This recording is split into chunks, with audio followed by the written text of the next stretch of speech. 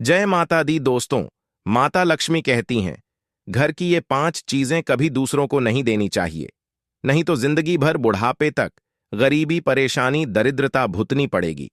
जिंदगी भर दुख के सिवा कुछ नहीं मिलेगा। हम भी अपने घर की यह चीज किसी को नहीं देते, आप भी कभी मत देना। हम आपकी भलाई के लिए बता रहे आज का वीडियो सुंदर है, जरूर देखें। आज हम आपको मां लक्ष्मी की एक प्राचीन कथा सुनाने जा रहे हैं। इस कथा के माध्यम से आपको पता चल जाएगा कि एक स्त्री को अपने घर की कौन सी चीजें दूसरों को नहीं देनी चाहिए। जो भी स्त्री यह चीजें दूसरों को दे देती है, मां लक्ष्मी उसके घर को छोड़कर चली जाती है। इसीलिए दोस्तों, आप इस कथा को पूरा जरूर सुने, क्योंकि आधा अधूरा ज्ञान घातक होता है। जो भी इस कथा को पूरा सुनता है, मां लक्ष्मी उसकी झोली खुशियों से भर देती है। तो चलिए, बिना देरी किए आपको वह प्राचीन कथा सुनाते हैं। दोस्तों, पूर्व काल की बात है। मध्य देश में एक अत्यंत शोभायमान नगरी थी। उस नगरी में एक सुकन्या नाम की स्त्री अपने पति और सास ससुर के साथ निवास करती थी। सुकन्या एक पतिव्रता नारी थी, जो सत्य धर्म का पालन करने में तत्पर और गृह कार्य में दक्ष थी। सुकन्या का स्वभाव अत्यंत दयालु था। वह सदैव दूसरों की सहायता किया करती थी। सुकन्या का पति संजय एक वैश्य था। उसकी अनाज की एक दुकान थी। वह बाजार में लोगों की जरूरत की चीजें बेचा करता था। सुकन्या अपने पति से बहुत अधिक प्रेम करती थी। वह अपने पति को ही परमेश्वर मानकर उसकी सेवा करती थी। सुकन्या नित्य पति से पहले जागती थी, अपने घर के आंगन को स्वच्छ करती थी, फिर रंगोली बनाकर आंगन की सजावट करती थी। उसके बाद वह अपने घर को स्वच्छ करती, फिर स्नान आदि कार्य संपन्न करके वह तुलसी को जल देती थी और देवी देवताओं का पूजन करती थी। इस प्रकार से वह रोज अपने नित्य कर्म करती थी। सुकन्या ने कभी किसी का अनादर नहीं किया। वह सभी के साथ मधुर वाणी में बातें करती थी। सभी लोग सुकन्या को देखकर कहने लगे थे कि यह तो साक्षात लक्ष्मी के समान गुणों वाली स्त्री है।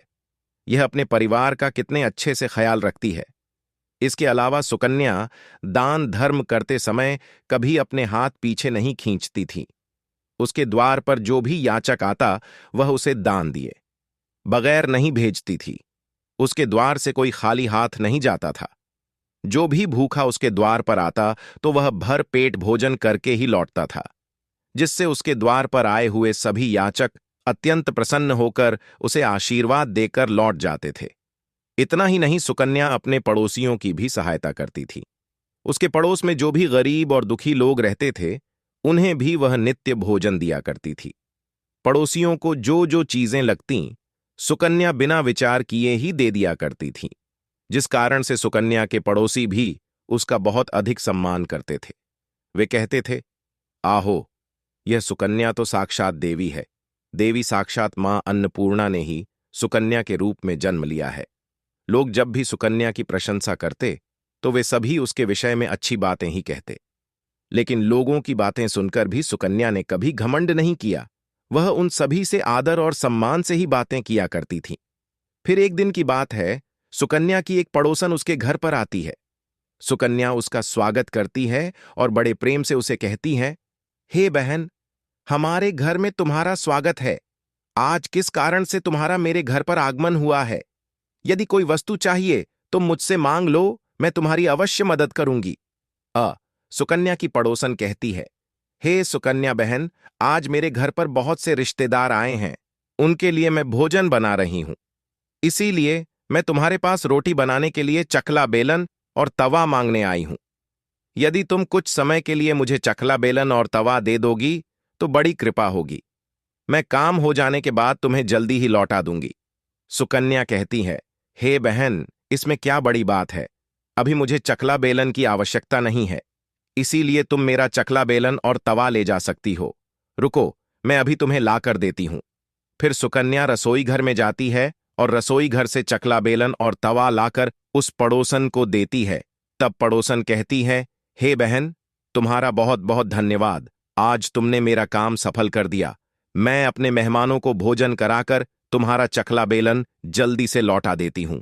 सुकन्या कहती हैं, हे बहन, चिंता की कोई बात नहीं है। जब तुम्हारा कार्य पूर्ण हो जाएगा, तब तुम मुझे लौटा देना। फिर वह पड़ोसन सुकन्या का चकला बेलन और तवा लेकर चली जाती है। कुछ समय बाद अन्य एक स्त्री सुकन्या के घर पर आती है। सुकन्या उसका भी प्रेम से स्वागत करती है और पूछती है, पधारो बहन, आज तुम्हें मुझसे क्या काम है? संकोच ना करो और बताओ, तुम्हें मुझसे क्या चाहिए? मैं तुम्हारी मदद जरूर करूंगी। तब वह स्त्री कहती है, हे बहन, मेरे घर में बहुत गंदगी हो गई है और मेरे घर को साफ करने के लिए मेरे पास कुछ भी नहीं है। इसीलिए मैं तुम्हारे पास झाड़ू मांगने के लिए आई हूं। यदि तुम्हें कोई समस्या ना हो तो कृपा करके मुझे अपने घर की झाड़ू दे दो। मैं अपना घर साफ करके तुम्हें झाड़ू लौटा दूंगी। सुकन्या बिना विचार किए ही कहती हैं, हे बहन, बस झाड़ू ही तो है, इसमें क्या समस्या हो सकती है? तुम रुको, अभी मैं तुम्हें अपने घर की झाड़ू लाकर देती हूं। इतना कहकर सुकन्या घर के अंदर जाती है और झाड़ू लेकर आती है और उस स्त्री को दे देती है। वह स्त्री सुकन्या के घर की झाड़ू लेकर चली जाती है। फिर कुछ देर बाद अन्य एक स्त्री सुकन्या के घर पर आती है। सुकन्या उसका भी बड़े प्रेम से स्वागत करती है। सुकन्या कहती है, पधारो बहन, क्या बात है? आज मेरे घर पर किस कारण से आना हुआ? तुम्हें जो कुछ भी चाहिए निसंकोच होकर कहो, मैं तुम्हारी सहायता करने का प्रयास अवश्य करूंगी। तब वह स्त्री कहती है, हे सुकन्या बहन, तुम बड़ी दयालु हो। मैंने तुम्हारे बारे में बहुत सुना है और तुम सभी की मदद करती रहती हो। इसीलिए मैं तुम्हारे पास एक छोटी सी मदद मांगने के लिए आई हूं। सुकन्या कहती है, हे बहन, संकोच ना करो, तुम्हें जो कुछ भी चाहिए मांग लो। यदि मेरे बस में होगा तो मैं मना नहीं करूंगी। मैं तुम्हारी सहायता अवश्य करूंगी। तब वह स्त्री कहती है, हे सुकन्या बहन, आज मेरी बेटी को देखने के लिए लड़के वाले आ रहे हैं, इसीलिए मैं चिंता में हूं। मेरे पास पहनने के लिए एक भी गहना नहीं है, तो मैं अपनी बेटी को क्या दूं? उसके पास पहनने के लिए अच्छे वस्त्र भी नहीं है। इसीलिए कृपा करके मुझे आप थोड़े गहने और वस्त्र उधार में दे दीजिए। केवल एक दिन के लिए जब लड़के वाले देखकर चले जाएंगे तो मैं तुम्हारे गहने लौटा दूंगी। उस पड़ोसन की बात सुनकर सुकन्या कहती है, बस इतनी सी बात। हे बहन, तुम चिंता मत करो, तुम्हारी पुत्री मेरी छोटी बहन के जैसी है, उसकी सहायता मैं अवश्य करूंगी। मैं अभी तुम्हें मेरे गहने और साड़ी देती हूं, जिसे पहनकर तुम्हारी पुत्री राजकुमारी लगेगी।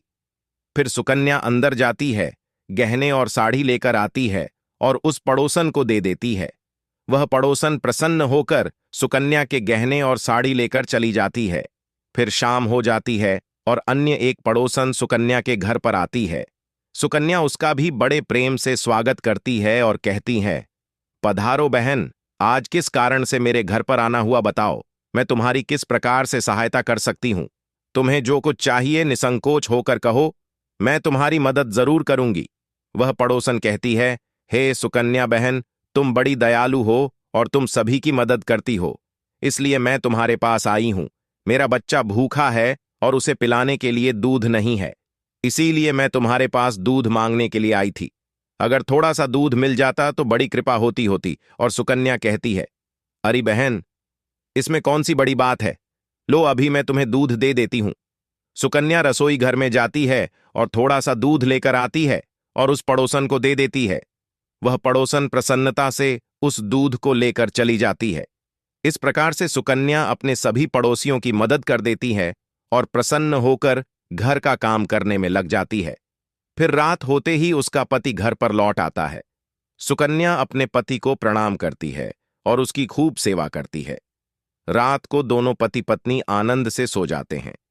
फिर दूसरे दिन वे जागते हैं तो उन्हें एक बहुत ही बुरी खबर कानों पर पड़ती है। एक आदमी दौड़ते हुए सुकन्या के घर पर आता है और सुकन्या के पति से कहता है, हे भाई, कल रात को किसी ने आपकी दुकान लूट ली है, सारा माल गायब है। सुकन्या का पति एकदम से घबरा जाता है और दौड़ते हुए अपनी दुकान पर जाता है तो देखता है उसका सारा माल किसी ने लूट लिया है। वह देखता है कि उसके दुकान में रखा हुआ सारा धन भी चोरी हो चुका है। वह दुख और निराश होकर घर पर लौटता है और सुकन्या को सारी बात बताता है, जिसे सुनकर सुकन्या बहुत दुखी हो जाती है। सुकन्या कहती है, आप चिंता ना कीजिए जी, हमारे घर में अभी बहुत सारा धन रखा हुआ है, जिससे आप फिर से व्यापार शुरू कर सकते हैं। फिर सुकन्या अपने घर की तिजोरी में देखती है तो वह भी पूरी तरह खाली दिखाई देती है। उसके अंदर का भी सारा माल अब चोरी हो चुका था। यह देखकर सुकन्या बहुत दुखी हो जाती है। उसे समझ में नहीं आता कि यह कैसे हुआ। सुकन्या का पति उस पर बहुत क्रोधित हो जाता है और पूछता है, सुकन्या सच सच बताओ, हमारे घर के अंदर रखा हुआ सारा पैसा कहाँ गया?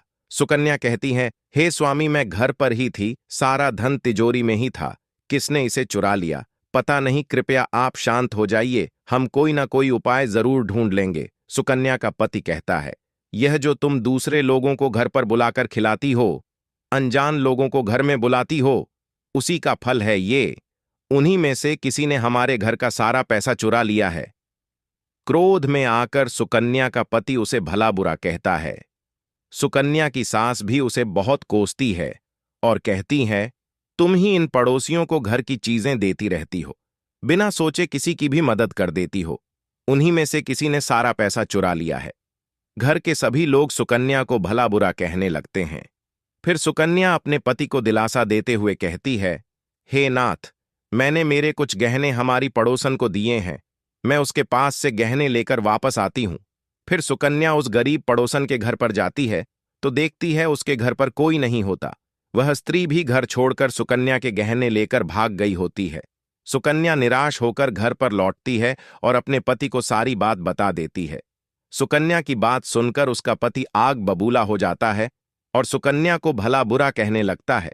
सुकन्या का पति कहता है, हे सुकन्या, तुम बड़ी मूर्ख हो, तुम्हारे ही कारण हमारा सारा धन वैभव चला गया है। तुम्हारे दान देने की आदत के कारण ही हमारे ऊपर यह मुसीबत आन पड़ी है। अब तू इस घर में नहीं रह सकती, तू अभी इसी क्षण इस घर को छोड़कर चली जा।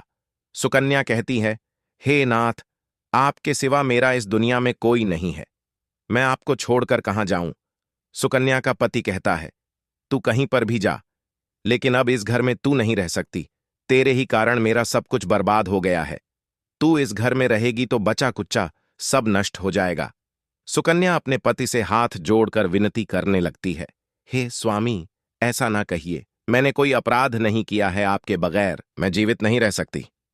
मुद्दासी को आप घर से मत निकालो। लेकिन सुकन्या का पति उसकी एक नहीं सुनता है और उसे अपने घर से धक्के मारकर निकाल देता है और कहता है, अब तू इस घर से चली जा और लौटकर मत आना चाहे तो किसी नदी में कूदकर अपनी जान दे दे, लेकिन अब तू इस घर में मेरे साथ नहीं रह सकती। फिर सुकन्या दुखी होकर रोते हुए अपने पति के घर को छोड़कर चली जाती है। चलते चलते सुकन्या माता लक्ष्मी के मंदिर में जाती है और मां लक्ष्मी से प्रार्थना करते हुए कहती है, हे मां, मैंने ऐसा कौन सा पाप किया है जो मेरी ऐसी दशा हुई है? हे मां लक्ष्मी, मैं तो नित्य आपकी पूजा करती थी, फिर भी आपने मेरा घर क्यों छोड़ा? कृपया मुझे बताओ मां, मैंने ऐसा कौन सा अपराध किया जो आप मुझसे रूठ गई हो? फिर सुकन्या वहीं पर बैठकर सोचने लगती है, यदि मेरे पति मुझे स्वीकार नहीं करेंगे तो मैं जीवित रहकर क्या करूं? यदि मेरे ही कारण मेरे पति की दुर्दशा हुई है तो मुझे जीवित रहने का कोई अधिकार नहीं है। इतना सोचकर सुकन्या अपने प्राण देने के लिए नदी की तरफ जाने लगती है। नदी के पास जाकर सुकन्या माता लक्ष्मी से प्रार्थना करती है, हे मां लक्ष्मी, अब मैं अपने प्राण देने जा रही हूं। यदि मेरे द्वारा तुम्हारी पूजा में कोई कमी रह गई हो तो मुझे माफ करो। मैं अपने पति के बगैर जीवित नहीं रह सकती, इसीलिए अब मैं इस नदी में कूदकर अपने प्राण दे दूंगी। इतना कहकर सुकन्या नदी में कूदने ही वाली होती है कि साक्षात मां लक्ष्मी उस स्थान पर प्रकट हो जाती है। महालक्ष्मी सुकन्या से कहती है, रुक जाओ सुकन्या, रुक जाओ पुत्री, तुम यह क्या कर रही हो? सुकन्या आंखें खोलकर देखती है कि साक्षात मां लक्ष्मी उसके सामने खड़ी है। मां लक्ष्मी के दर्शन करके सुकन्या बहुत प्रसन्न हो जाती हैं और मां को बारंबार नमस्कार करते हुए कहती हैं, हे मां लक्ष्मी, मुझे क्षमा करो, मैं बहुत बड़ा पाप करने जा रही थी। देवी लक्ष्मी कहती है, हे सुकन्या, मनुष्य को स्वयं अपने प्राण नहीं लेने चाहिए, यह महापाप है। ईश्वर ने जो शरीर प्रदान किया है उसे ऐसे नष्ट नहीं करना चाहिए। सुकन्या कहती है, हे मां, मैं विवश हूं, मेरे पति ने मेरा त्याग किया है और स्त्री को अपने पति को छोड़कर नहीं रहना चाहिए। मैं अपने पति को छोड़कर जीवित नहीं रह सकती, इसी कारण से अपने प्राण देने जा रही हूं। देवी लक्ष्मी कहती हैं, हे सुकन्या, मैं सब कुछ जानती हूं, और यह भी जानती हूं कि तुम्हारे पति ने तुम्हारा त्याग क्यों किया है। यह सब तुम्हारी ही भूल के कारण हुआ है। तुमने अनजाने में कुछ ऐसी चीजों का दान किया था जिस कारण से मुझे तुम्हारा घर छोड़कर जाना पड़ा। जो भी स्त्री अपने घर की इन चीजों को दूसरों को दे देती है, उनके घर में मेरा वास नहीं होता है। मैं उन वस्तुओं के साथ ही उनका घर छोड़कर चली जाती हूं। तब सुकन्या कहती हैं, हे मां, ऐसी वह कौन सी वस्तुएं हैं? कृपया आप मुझे बताइए, मैंने कौन सी वस्तुओं का दान किया जिस कारण से आपने मेरे घर का त्याग किया है? देवी लक्ष्मी कहती हैं, हे पुत्री, अब तुम ध्यान से सुनो। मैं तुम्हें उन चीजों के बारे में बताती हूं जो किसी भी स्त्री को दूसरों को नहीं देनी चाहिए। इन चीजों का दान करने पर मैं उस घर को छोड़कर चली जाती हूं। हे सुकन्या, सबसे पहली वस्तु है चकला बेलन और तवा। किसी भी स्त्री को अपने घर का चकला बेलन और तवा कभी दूसरों को नहीं देना चाहिए। रसोई घर में इन वस्तुओं का महत्व सबसे अधिक होता है। इन वस्तुओं की पवित्रता सदैव ही बनी रहनी चाहिए। इन्हीं वस्तुओं से भगवान विष्णु को प्रसाद बनाया जाता है और तवे पर बनी पहली रोटी भी गाय को खिलाई जाती है। इसीलिए इन वस्तुओं को हमेशा स्वच्छ और शुद्ध रखना चाहिए। दूसरों को देने पर यह अपवित्र हो सकती है और फिर इनका उपयोग करना अशुभ फल प्रदान करता है। इसीलिए सुकन्या, तुमने अपने रसोई घर का चकला बेलन और तवा अपनी पड़ोसन को देकर पहली सबसे बड़ी भूल की है। आगे मां लक्ष्मी कहती है, हे सुकन्या, अब तुम दूसरी वस्तु के विषय में सुनो। तुमने अपनी पड़ोसन को अपने घर में रखी हुई झाड़ू ही दे दी, जिस वस्तु में मेरा सदैव वास होता है, जो वस्तु मुझे सबसे अधिक प्रिय है। तुमने उसे ही दूसरे को दे दिया, तो फिर मैं तुम्हारे घर में कैसे ठहरती? हे सुकन्या, जो स्त्री अपने घर की झाड़ू दूसरों को दे देती है, मैं उसके घर को त्याग देती हूं। झाड़ू से घर की स्वच्छता की जाती है, और जहां पर स्वच्छता होती है उसी स्थान पर मेरा वास होता है।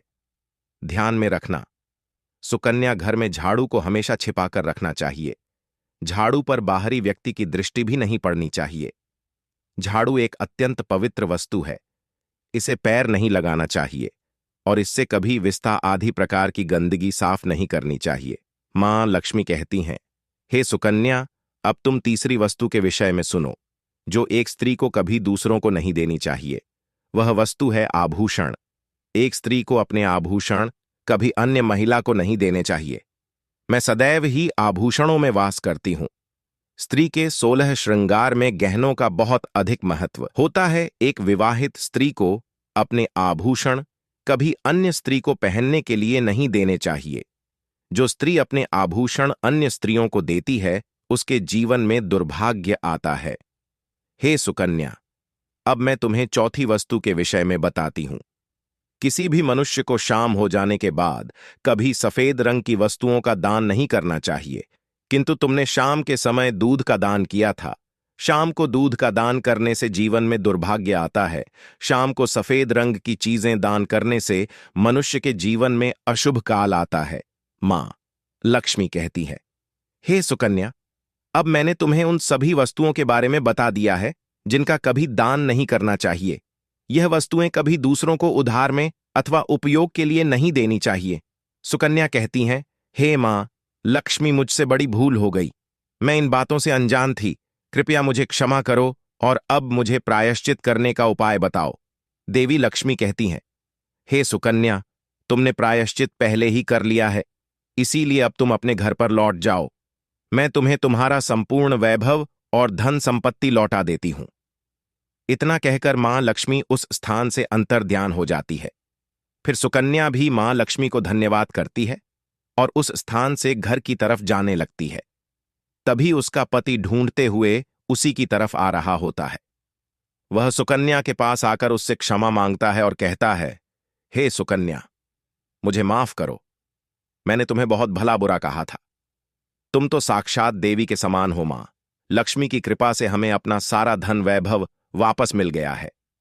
जिन लोगों ने हमारा धन लूटा था, उन सभी ने हमारा धन हमें लौटा दिया और तुम्हारा नाम लेते हुए क्षमा मांग ली है। यह सुनकर सुकन्या बहुत प्रसन्न होती है और अपने पति के साथ घर पर लौट जाती है। मां लक्ष्मी की कृपा से सुकन्या के घर में फिर से सुख समृद्धि आती है और उसके बाद से सुकन्या ने अपने घर की ये 4 चीजें कभी दूसरों को नहीं दी। दोस्तों, उम्मीद है आपको यह कथा पसंद आई होगी। वीडियो को लाइक जरूर करें और कमेंट में जय मां लक्ष्मी जरूर लिखें और हमारे चैनल वास्तु सफर को सब्सक्राइब जरूर करें। दोस्तों, वीडियो के अंत तक बने रहने के लिए धन्यवाद।